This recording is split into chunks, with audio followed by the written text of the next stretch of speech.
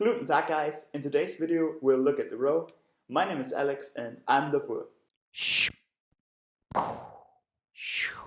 Today's video is filmed on a smartphone and not on a camera, so we'll see how it goes.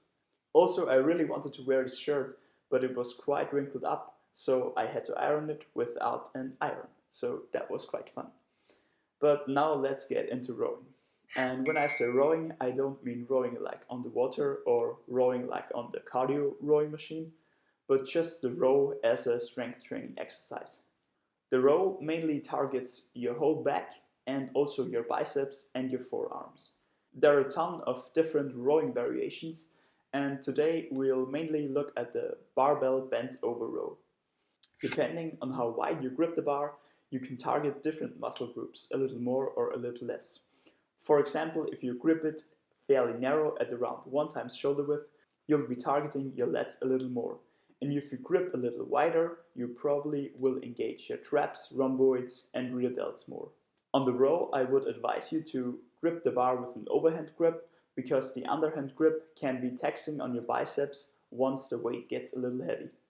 You can either pick the bar off the ground or take it out of the rack and then take a few steps back. Either way, I would advise you to stand up with the bar first before starting your rows. This way you can breathe and brace at the top. Also make sure to retract your scapula. Just think of chest up. Now you can lower yourself into the rowing position, and you just do that by pushing your hips back and keeping the bar over the midfoot. Just lower yourself down until your body is somewhere between parallel to the ground and a 45-degree angle to the ground. Throughout this lowering portion and all the reps to come, your lower back should always be neutral. Now we are finally in the position and we can now start our rows. And this now is the easy part. The row is basically just pulling the weight to your stomach somewhere between your nipples and your belly button. And once you touch the weight to your stomach, you just control the weight back down and begin the next rep. During all this, the bar should always stay over your midfoot and travel in a straight line up and down. If you feel the rows too much in your arms and not as much in your back, just think of yourself as not trying to pull the weight to you, but trying to put your elbows as far behind you as possible. You can also do your rows with a little body English. And that's totally fine once you mastered the form. But in the beginning, I would advise you to keep the rows fairly strict. I often see beginners using way more weight than they're capable of, and this just leads to a terrible form and the muscles not being trained properly.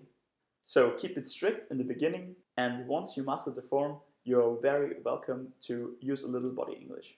Another mistake I often see is people being way too upright. And you can do that intentionally to focus more on your upper back, but most of the time people are upright because it makes the range of motion shorter and therefore makes it easier to use more weight. But let me tell you, using a little less weight but with much more range of motion will be beneficial most of the time. That was the technique of the row, and now let's look at a few different variations of the row. First up, we got the Penley row, also with the barbell, where every rep starts from the floor. Then of course there are also many variations with the dumbbell, and also bodyweight versions like the inverted row, where you don't pull something to you, but you pull yourself up to something. And also you have all sorts of machine rows, cable rows, or rows with a band.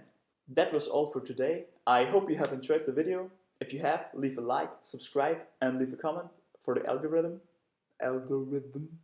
You're also very welcome to leave me some criticism down in the comments. This was Fahad. Thanks for watching.